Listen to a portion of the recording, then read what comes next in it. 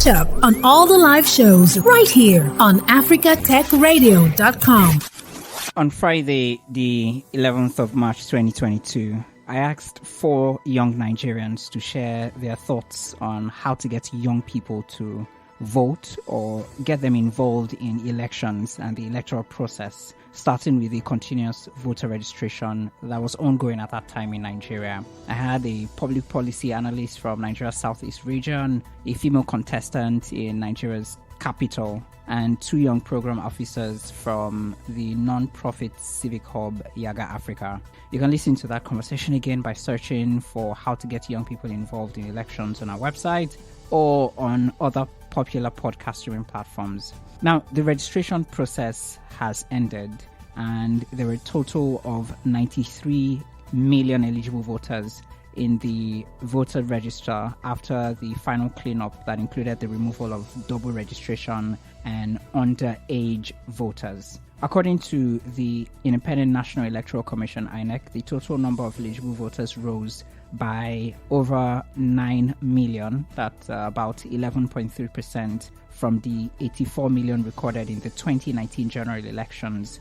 37 million or 39% of voters are between the ages of 18 and 34, while 33 million or 35.7% are middle-aged persons between the ages of 35 and 49. Also, it's important to note, as we have this discussion, that students make up the largest category at 26 million or 27.8% of all registered voters in terms of occupational distribution. These numbers sound very wonderful until I also share these with you. From local councils to state and federal elections in Nigeria in the past 3 general elections, which span a period of about 10 years, the country has narrowly seen 60% of voter turnout, despite adding considerable numbers of voters during the registration process. Even with the 60% youth population, who make up more than 53% of registered voters in the country, youth voter apathy is still a major issue in Nigeria. Well, some people will argue that 2023 is a very different year, or will be a very different year, and a defining moment in Nigeria, which would be youth-driven. In this episode, I'm asking Nigeria's 37 million registered youth voters, will this be real change or just numbers? I'll be discussing with 4 young Nigerians again, this time just before the elections. First is the senior reporter at Premium Times Nigeria, Amaka Okafor. Hi Amaka, how are you doing today? Hi Anthony, I'm very well. Good morning. How are you? Yeah, I'm good. It's just a few days to the election, if the first set of elections will not be postponed in Nigeria, and I feel excited. How do you feel? I don't know if I'm feeling excited, but I'm really looking forward to it, and I can't wait for us to get done with this and move on with our lives. Okay. Do you think that this election, the 2023 election, is a defining moment for youths in the country, just for youths? Absolutely a defining one, and I would say so. Starting from the participation, we have really had, this kind of participation from young people, political participation from young people. Our interests are in so many things, but politics, we've always left politics for the old dogs or the old guards, however we want to describe them. We've always said it's their thing. You rarely find a gathering of young people before now where the conversation will be around politics or policies, So, but we see that now young people are aggressively involved, emphasis on aggressively. So it's a different one, an entirely different one. We want to make sure that we are part of the conversation and our voices are mainstreamed in the conversation. So yes, absolutely. It's a different one for young Nigerians or young people in Nigeria in terms of the kind of participation we are seeing. Now, it's a different ball game altogether if our voices, the advocacy we've seen around voter registration and PVC collection will translate into people queuing up at the polling unit on Saturday if the elections will hold on Saturday. That's a different ballgame. But is it, a different dispensation, like we'd like to say, for young Nigerians when it comes to politics? Yes, it is an entirely different dispensation. And I like to describe the 2023 election as what will become the most sought after, I hope that's a right expression now, the most sought after or the most anticipated, yes, that's the word I'm looking for, the most anticipated national elections Nigeria has seen in its recent democracy since 1999. Yeah. Thank you very much, Amaka Okafor. Now, we also have on this discussion a public relations and political enthusiast, Abdulganiyu Issa. Ganiyu, how are you doing today? How excited are you on a scale of 1 to 10? Good morning, Anthony. On a scale of 1 to 10, I think I'm excited. Is it by the election or being here with you on this program? In relation to the elections. Well, I'm excited because I believe that it's going to be a defining moment for Nigeria as a country and for Nigerians. I think, like you mentioned, we hope that for the first time since 1999 or so, we won't be having this election postponed for no petty reason. However, what excites me mostly is the participation of youth, though I'm still skeptical about how this will translate, like Chiamaka also mentioned. I'm still skeptical about how this will translate to high turnout of voters. As of this morning, with data available to me, I think we are still anticipating about 40% voters turnout. But we look forward to how things pan out. We have today and tomorrow, then Saturday, the D-Day itself. So I look forward to it anyway. Okay, thank you very much. I think we all look forward to it, and I think the whole of Africa looks forward to this election. But for you to agree that, the level of participation, just like, as shared by Chiamaka, we've had an increase when we compare it to other election years. What do you think triggered this level of participation? Well, for me, one of the defining factors that we must not take away is the NSAS issue. You understand? I think it was a defining moment for a lot of young Nigerians, regardless of their political divide. So I think it was that particular incident that actually made a lot of people realize that, yes, we have the power. Yes, we have the voice. Yes, we can come together to see to change that we actually want. And we can also not deny the fact that the Japa crisis is one that a lot of people are tired of. A lot of people want to actually take back their country, regardless of their political divide. So you would also see that apart from the voters register, you see that since the not too young to run bill has been passed in 2019, we have youths coming out to also say, okay, I want to actually vie for this office. Well, while their chances may be slim, I think it's a good way to start. Rome was not built in a day, and I know we'll get there. But more importantly, I think I would be so glad if youths come out and, they channel that their energy from, the NSAS and post-NSAS, time, if they can channel it towards this election, because they actually need to come out. We've seen elections hold in Ekiti, in Osun and in Anambra. It was not so nice, but then I believe that with the way we campaigned, that people should go out there and get their PVCs. I want to believe that this time around we have lesser youths playing football on election day and, coming out to vote on the election day. Well, so that's it. Fingers crossed we will have more youths actually queuing and ensuring that their votes count on election day. I also have on the call a media consultant, Njideka Agbo. Hi, Njideka. How are you doing today? Hi, Tony. I'm very well. How are you doing? I'm good. I'm excited, like I said. Like I told Chiamaka, I don't know. How excited are you, Njideka? I don't know if excitement is the word. I think it's anxious. I'm anxious about the outcome of the elections. That's what describes my emotions about it. Do you think we did anything different or differently from what we've been doing in the past to get youths engaged and to get them participate, not just in the voter registration, but the education that everyone has been giving themselves so far on social media and whatnot? Did you do anything different, or is it just a situation that has made people, especially the youths, to actively participate in this process so far?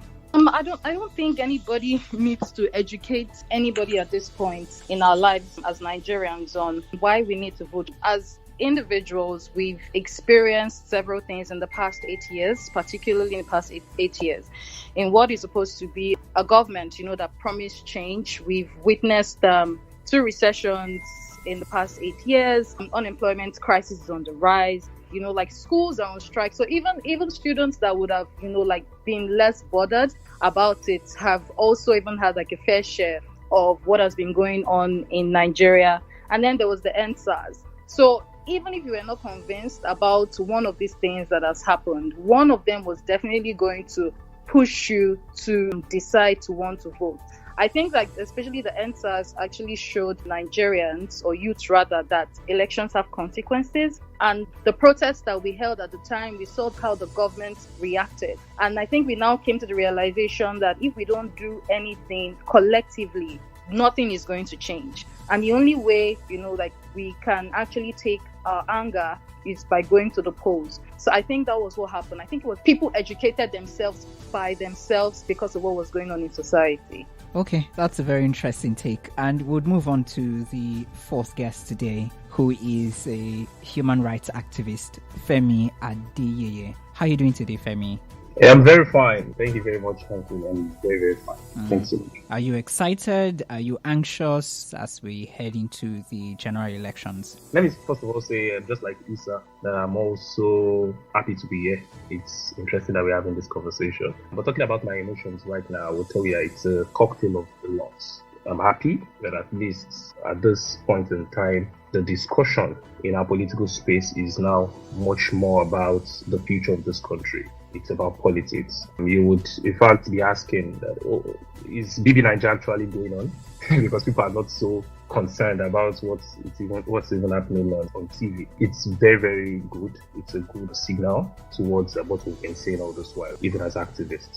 I'm excited also, and I'm also anxious. I'm anxious because there are several of these issues that we've raised: pre-election matters that have a lot to do with the integrity of the elections, transparency, accountability. We've raised some of these issues, and we've been told by INEC, that's the electoral umpire, that these issues will be sorted and there will be no cause for alarm or anything. So I'm anxious to see if there will be any disappointment from INEC this time around. What I mean by disappointment is that if they will do what is right for the Nigerian people. So it's, like I said, it's a cocktail of a lot. So you have actually been a student leader before now, Femi, and looking at how heated the polity is, or looking at how interested everyone is rather in this process, do you think these numbers will cause a real change, or do you think it will just be business as usual? Let me quickly say this, and it's not in deference with what everyone has said, but I think I just want to bring us to understand what the system is about and what one of their tools, which is election, is also about. I do not think it is absolutely true that young people have not been participating in elections or have not been participating in politics. They've been participating, but it is the extent of their participation that we need to interrogate. I was speaking to some guys some days ago, and I said, those who steal ballot boxes, I don't think they are old people. They are young people, and that is participation too. Those who help politicians to do this mudslinging, character assassination on social media, they are young people. It is young people who do media consultants and who do all this image laundry. Yeah, it's young people who do it on behalf of old people. Who are the people who help them manipulate results too?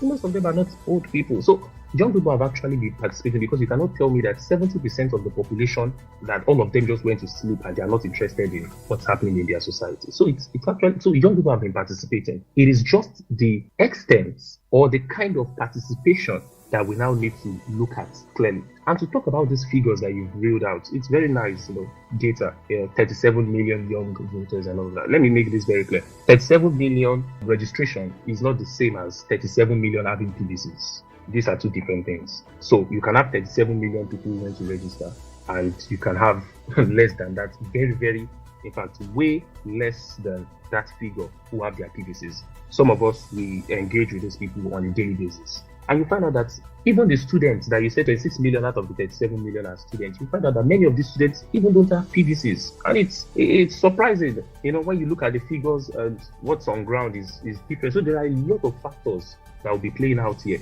Also, to look at that figure, 26 million students. I do not think we have 26 million students in Nigeria. I do not think so. If you Google just right here, you'll find out that in our universities, we have just 1.7 million students. 1.7 million students in universities. In colleges of education, maybe it will be way less than that. So I don't know where INEC actually got that 26 million figure from. But I also know where they got it from, which is that many of the underage voters in the north, like we've seen when they released the voters register, many of them must have also filled students as their occupation. So if you are looking at these figures now and you are looking at what's on ground through polls, survey and all of that, you then be surprised that where is this figure actually translating with what you have on ground? So there are issues, and that's why I said in my lead off that there are so many pre-election issues that we've raised with INEC. But till today, INEC has not been able to tell us that this is the exact number of people who have PVCs with them. They've not been able to tell us. They've not been able to. They just give you about 1 million have not picked up their PVC in Lagos. It is always about because we live in a country where we don't use data, we don't trust data, So I'm saying all of this so that we can prepare our minds. I know we are all excited and we are also anxious, but we can prepare our minds that these figures may not actually translate to what is on ground. Do you get? And I think that is why this conversation is important. Okay. Thank you for raising these concerns.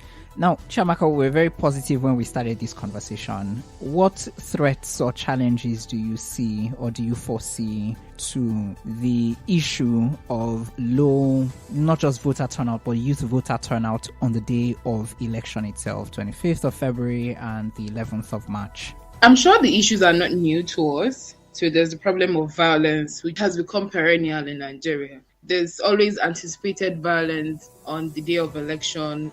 People are concerned for their safety. And I'm sure we've seen the flyer being shared on social media on how to stay safe on election day. It's because we are anticipating violence. That's why we need to stay safe. For instance, in the US, whom we look up to, on our practices, the system of government and how we vote and everything, until recently, I'm not saying their system is entirely devoid of, violence, but the kind of violence they see is not, what we go through here. It's different. So there's the concern about violence, of course, on election day, people trying to fight. I'm not sure people will be so interested in snatching ballots because of the beavers. So even if you snatch the ballots, it's of no use to you because the beavers technology has made things a lot better.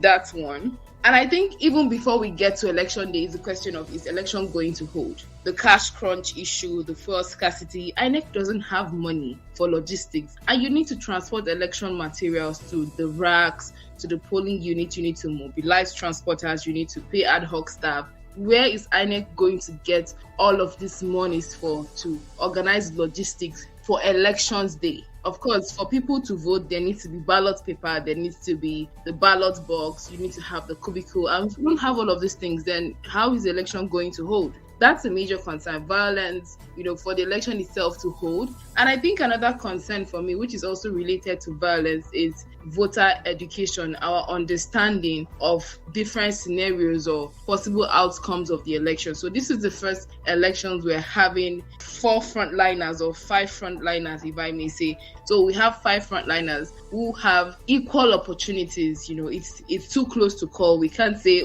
Mr. Z is going to win X or Y. No one can boldly say, my candidate is going to emerge the winner, because it is very competitive. This year's election is highly contested. Interests are high.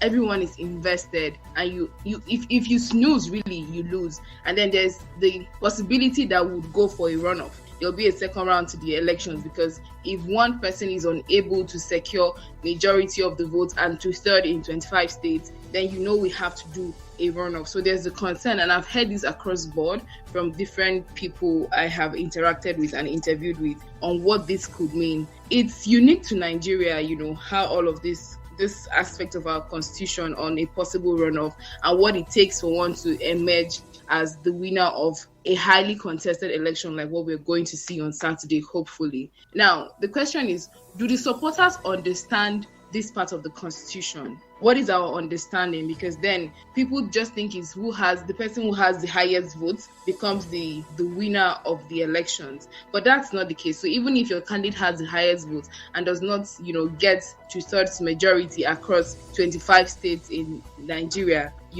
they can't be announced the winner of the election. What would that mean? And a lot of people are going to the polls on Saturday with so much emotions.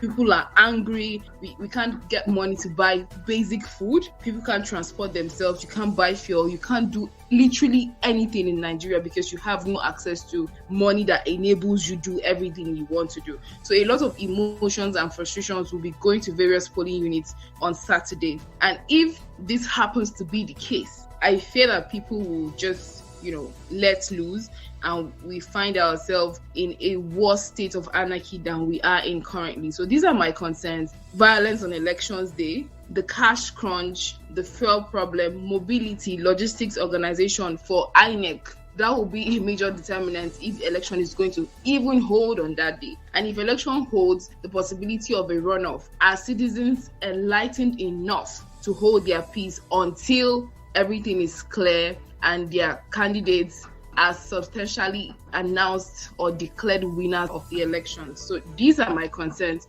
on election day. And I think the other thing I'm concerned about, which has to do with young people, is actually going to the polling unit on Saturday. It's not enough to be on social media and rant and express your anger and call people out and cancel people and abuse people, troll people, because you feel a certain way. That's not enough. What will give meaning to your advocacy and your anger is you moving to wherever polling unit, you are supposed to vote in, to actually go and vote.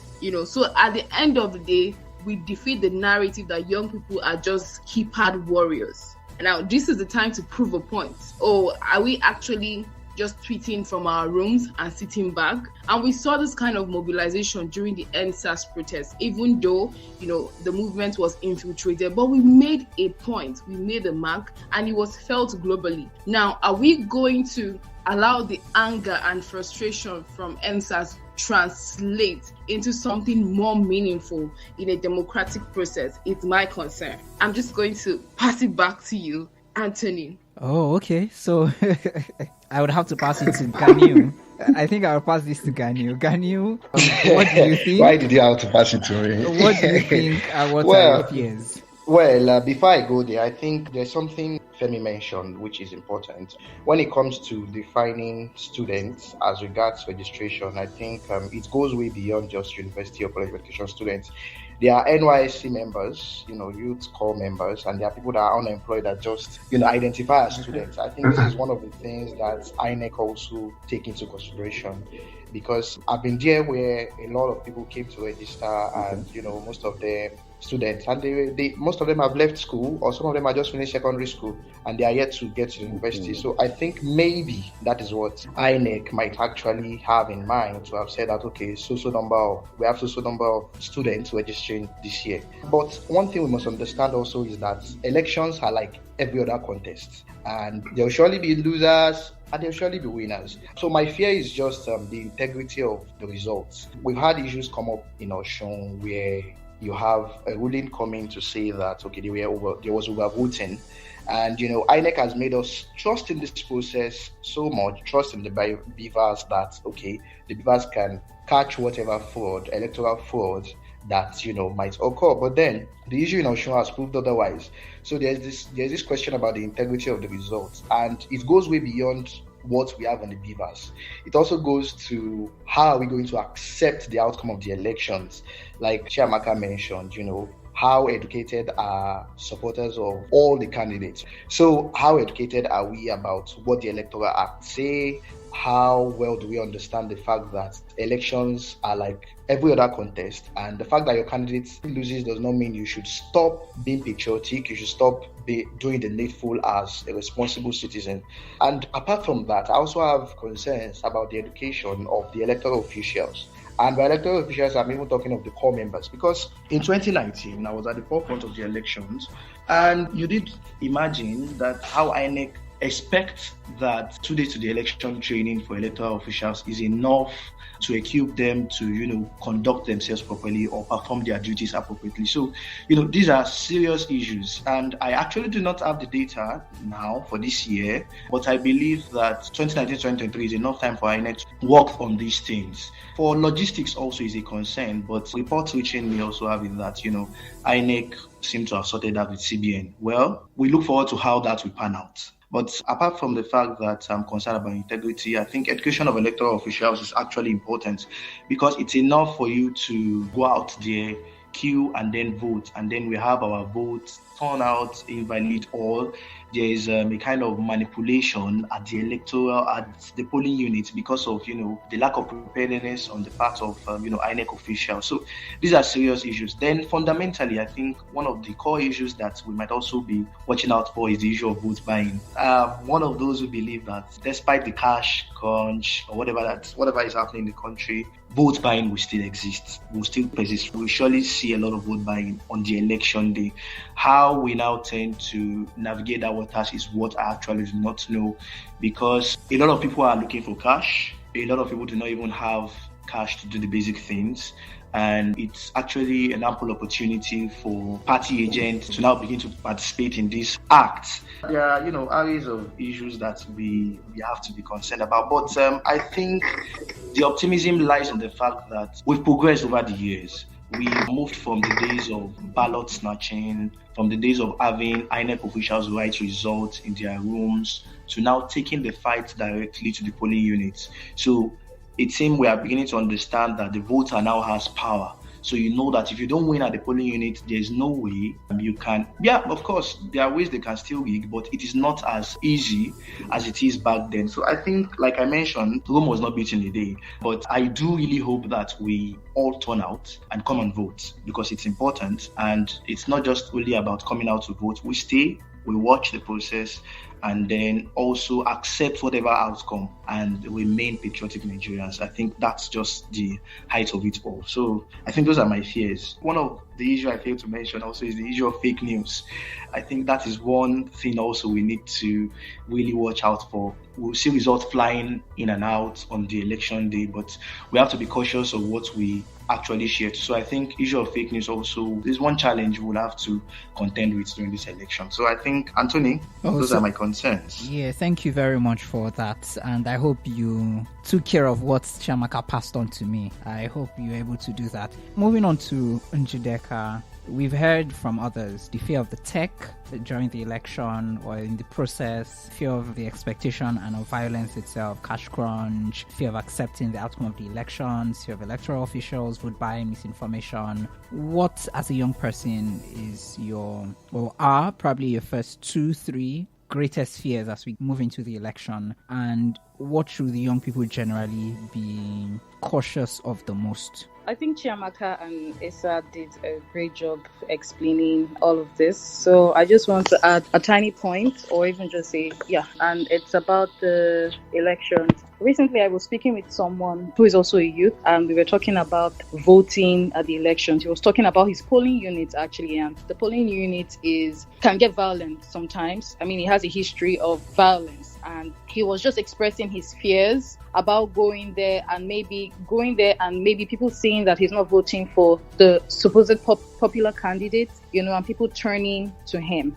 So I think that the violence thing is a real and legit fear. I also think that in a country where we've had the use of words like blood, like the use of words like dogs, baboons and all those things, despite the fact that whether it was taken like literally or contextually, we don't know that, or maybe we know that. But I think that fears like that and the history of violence in particular places is a real thing. So that's what I'm really concerned about. Okay. Femi, you wanted to make some comments while Abdulganiyu was still speaking, but I would just want you to also respond to the frontline candidates for especially the presidential election in Nigeria. Do you think, based on, what they have shared so far, what their campaigns have been about, do you think that they have somehow reflected the expectations of young people? And do you think that this election will mean anything to the younger generation, whether it goes, positive or negatively?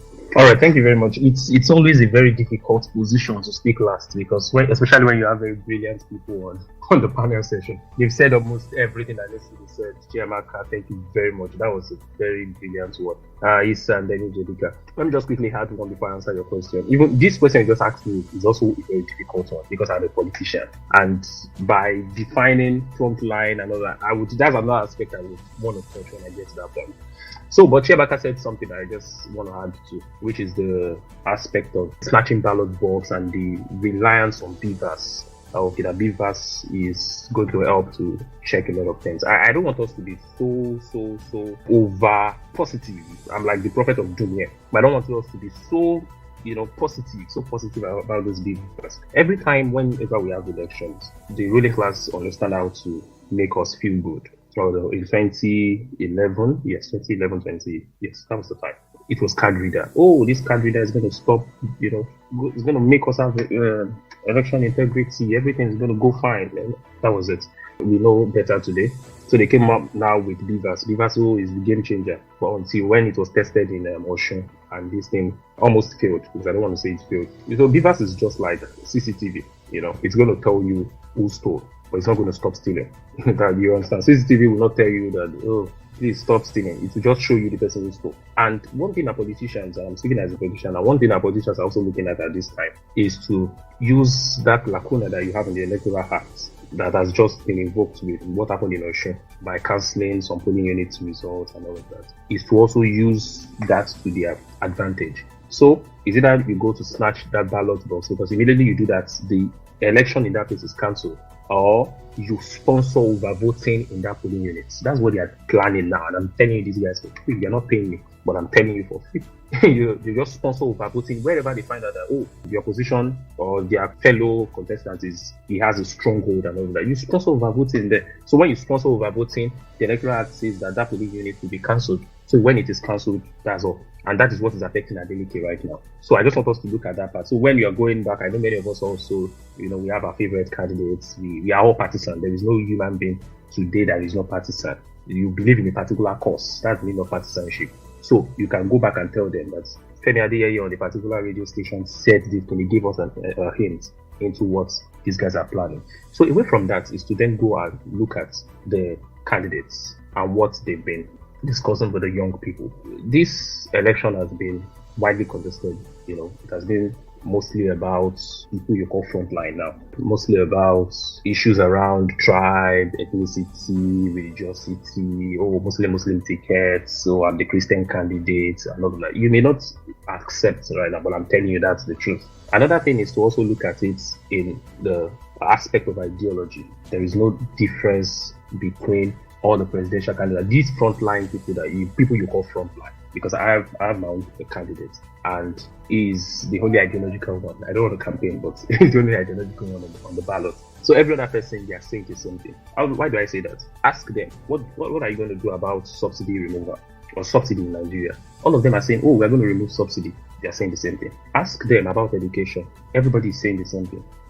We need to increase fees. We need to do private-public partnership. The government cannot continue to fund university education and many other things like that. Ask them about foreign policy. In fact, many of them are prophets of the imperialists. They don't understand where Nigeria should stand or in the international scene. Ask them about, so it is almost the same.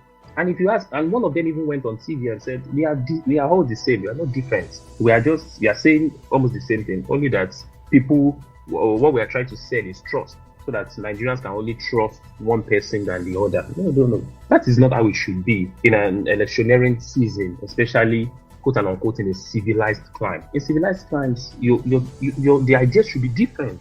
So if you're talking about subsidy removal, one person is saying, oh, I'm going to remove subsidy. Another person is saying, no, you don't have to remove subsidy because that's the only thing that Nigerians are at least enjoying for now. Let us fix our refineries. And instead of giving Dangote $2.6 billion to build his own refinery, let us fix our own so that at the end of the day, we will not have to subsidize what God has given to us. You take crude oil out of this country, take it out, and then you import just one product, while you have thousands of products that you can get from crude oil. These are issues. What about foreign policy? What about healthcare? What about education? But today, it is just the same issues. And then you now list it with different propaganda about, okay, I'm from the East, I'm from the West, I'm the only candidate from the Northeast, or the Northeast has not been president before, or Igbo also needs to be president, or another person says, Emilio Khan. Those are just the things that we've been saying. So what this says is that we must become ideological. And that would be my concluding statement on this particular question, which is that age is not political ideology. I know we enjoy talking about young people.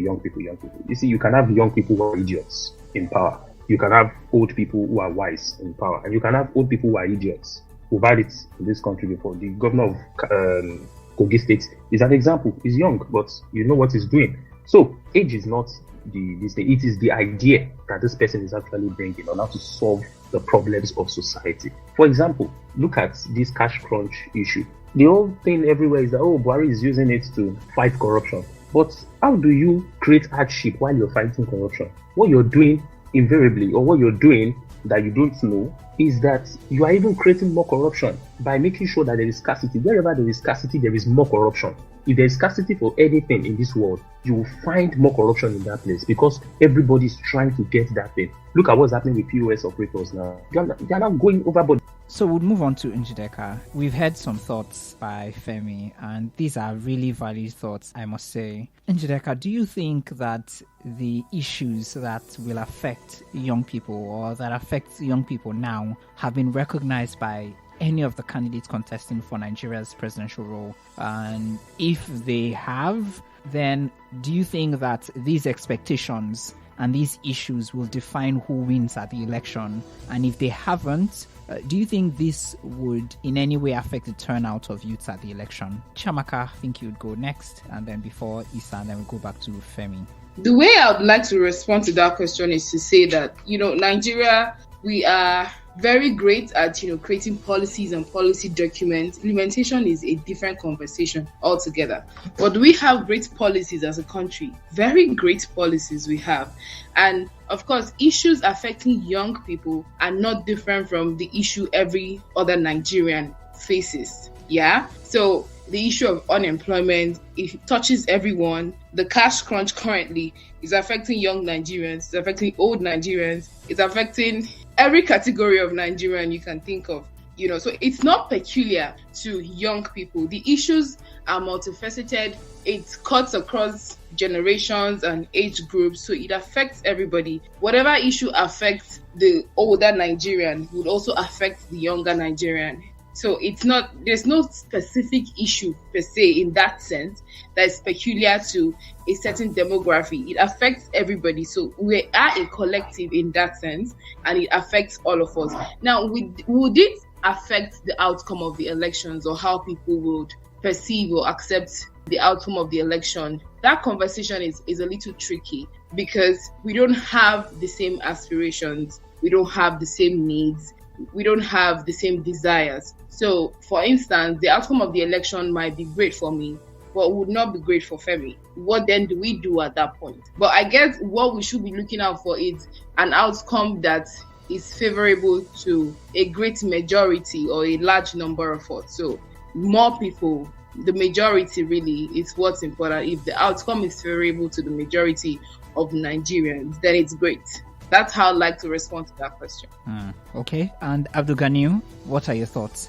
Well, for me, the concept of ideology sells only to a few. I think over the years, when you look at the elections, we've only voted along religion lines or religious lines, ethnic lines, and more political loyalty.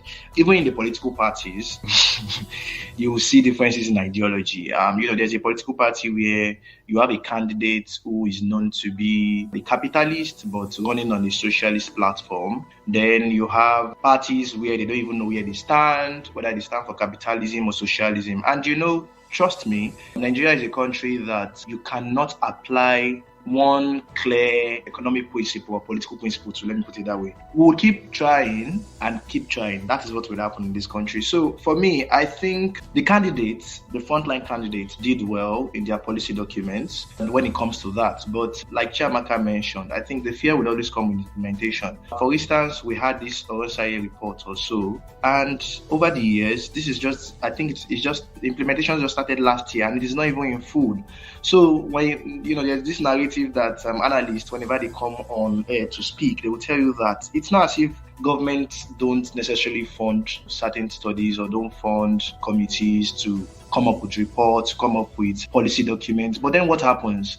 They just store these documents. After they print out, they just leave it on the shelf. And maybe when it's political season again, they go back there and bring it out. So I think it's not about the report now.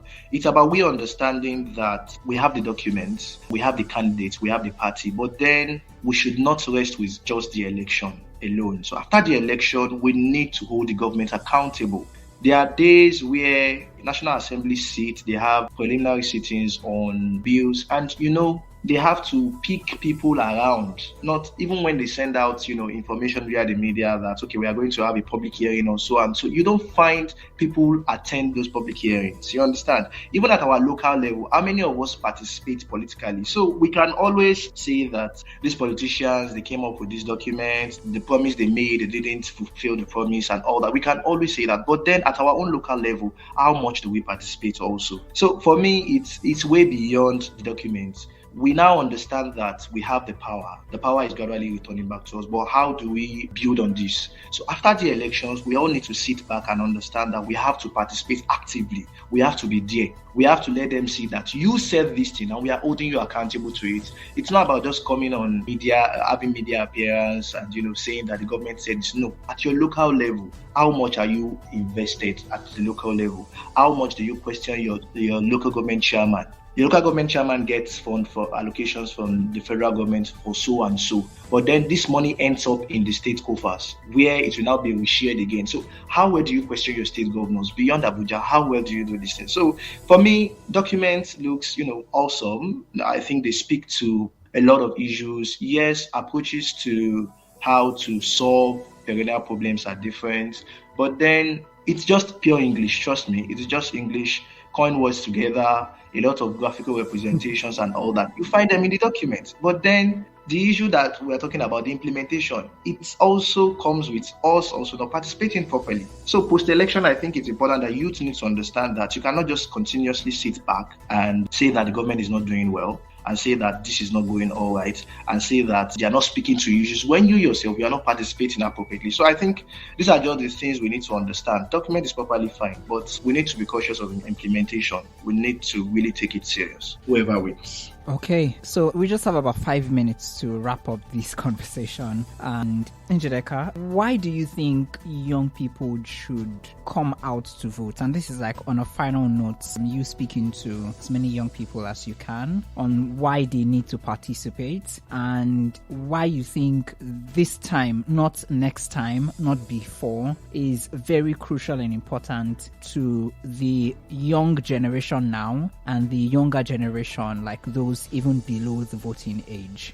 Like I said earlier, elections have consequences. I think that this 2023 elections is even more crucial than ever because a lot of things are on the brink in the Nigerian society. The economy, the healthcare system, and even the JAPA thing is on the rise. So I think that election is the only opportunity that quite a number of people will have to choose someone that they feel would represent or that have ideologies that would help change or effect the change or have the impact that they've always desired to have. I mean, like we're not hoping on a miracle, but at least we can start off by voting to effect the change that we want. Mm-hmm. And Femi, thank you very much, Njideka. Femi, you're not, I'm not sure you share the sentiments that, this is a defining moment. So how would you encourage young people to vote? And how do you think, if at all, you agree that this one will bring about any change whatsoever for the generations, even those yet unborn? Let me say clearly that I do not actually believe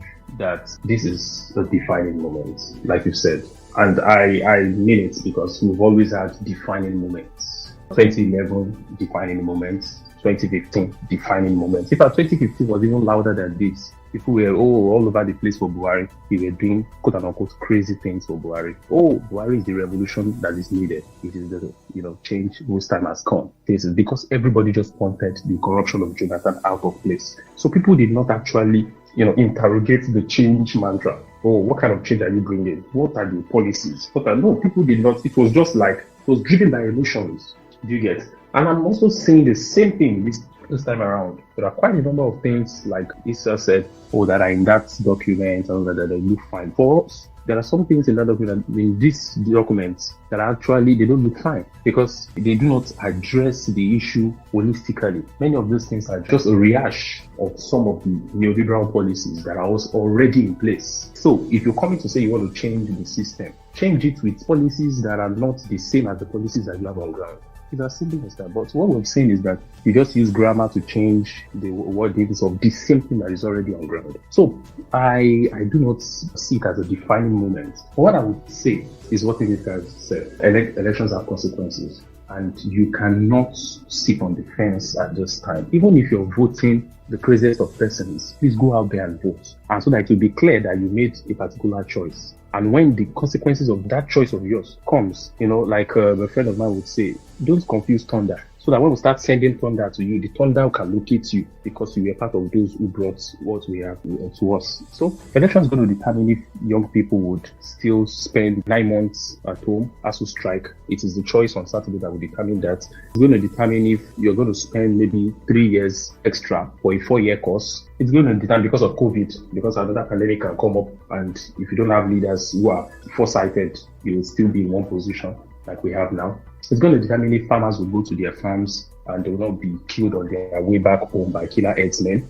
It's going to determine if 22 million kids who are out of school would ever see the walls of a classroom in their lives. So it's going to determine if 2 million IDPs that we have scattered all over the country, if they would ever go back to their communities. So it's going to determine a lot. And for the brain drain thing, even those countries we are running to, they are getting tired of us. If we don't fix Nigeria, xenophobia sounds like something like it's not good and all that, but you must understand the economic implications of some of those things. One day, people going to Canada, going to many of these countries will be reminded, Nigerians over there, will be reminded that this place is not your country. Go back and fix your country. So the Japa thing is quote unquote may be good for now, but the next 4 years may not be. The world is evolving. And there are a lot of crises everywhere. So if we don't fix it, you may not have a home to return to. Let me hold for now. Thank you. Okay, so while we do not support violence, some will agree that political participation has improved over these years that we have all been saying, this is a time, and that maybe, just maybe, we are on the rough road to heaven. I'll let Abdulganiyu and Amaka react to that with their own closing thoughts. Abdulganiyu, what do you think? Well, I think I will just say it again. We all need to come out and vote. We'll have enough time to play our FIFA, our PES, and our football matches, but we only have that Saturday to come out to cast our votes. So we should leave whatever we have. It's just going to take maybe half a day or so. I think it's important we understand that when we queue to vote, we can have the bragging rights. We can eventually speak to power properly. But when we decide to sit idly or play around because we believe that whatever we do does not have consequence, I think by the next 4 years, that's 2027, it might be too late before we realize that we should have voted. So please, everyone listening, come out on Saturday and vote your conscience. Thank you very much. Interesting. Amaka, final thoughts. It's always darkest before dawn. This is not the darkest, right? Perhaps we're getting to the darkest days. I'm not a prophetess of doom, but if it gets worse than this, Amaka, what could be darker? What could be darker than this? Sorry. So if it gets darker than this, then we might as well just migrate to hell and take permanent seats there. So it's important you come out and vote, because then, like Gani said, you have a right to ask questions or cry on the streets of Twitter or whatever street you choose to cry on about how terrible the incoming government would be or is or might be. Hopefully we don't have a terrible government, but you need to come out and be a part of the decision makers. Don't sit behind your keypads or think that your life is more precious than that of anyone who is going out. So, I don't want to die, and all of those kind of funny things and comments we make, So it's important that we come out to vote as young people, as Nigerians, as people who are citizens of this country, so patriot and lover of country. In the end, even if we take citizenships in other countries, there's still going to be Nigeria in us, whether we like it or not. So we have to fix this country. And it's on us. Every generation has a responsibility and a purpose, what they must fulfill. And generations before us have done their own. They've done their bit. I always like to say that the purpose of this generation before us was to take power, change the dynamics of their time when we had nuns and nans still functioning as, a body that spoke truth to power and, revolted against bad governance in Nigeria. A lot of the people we see today who are part of this government, the current government that we are complaining about in different corners, were people who stood up to bad government during the military era and took, their destiny or the destiny of their own Nigeria in their hands and changed it. It worked for them. And in fulfillment of their own purpose as a generation was to destroy it so that we will have a role to play, we'll have work to do. So our work is well cut out for us, and this is our purpose as a generation. So it's either want to sit on our butts and do nothing and have the next generation also come and say stuff about us, about how lazy a generation we are and not wanting to put in the work. And putting in the work starts with, being knowledgeable, going to the polls, understanding issues for what they are, devoid of sentiment. That is a big challenge. Sentiment. We don't address issues objectively as they should be addressed. And this is a generational problem. Our generation has that problem of understanding issues and tackling them the way they are meant to be. And so oftentimes we leave the issue and attack whoever is delivering the message. So it's important that we own our purpose as a generation and change and make our own Nigeria so that there can be something worthwhile to bequeath to the other generation. I'll close by saying that if we are tired of what we see, it's only right for us to step up to the challenge. Thank you. Okay, thank you very much. So Femi, please, we just have a few seconds, so spend 10 seconds. Okay, I raised. Yes, just 30 seconds. When Njideka mentioned something about queuing, so that just brought it. The people in the other rep brought this line to my head. Mm-hmm. You see, you just have to choose your queue this time around. So if you're not queuing to vote, you would end up to queue for cash, you will queue for fuel endlessly. So my final message is that choose your queue on Saturday. Okay.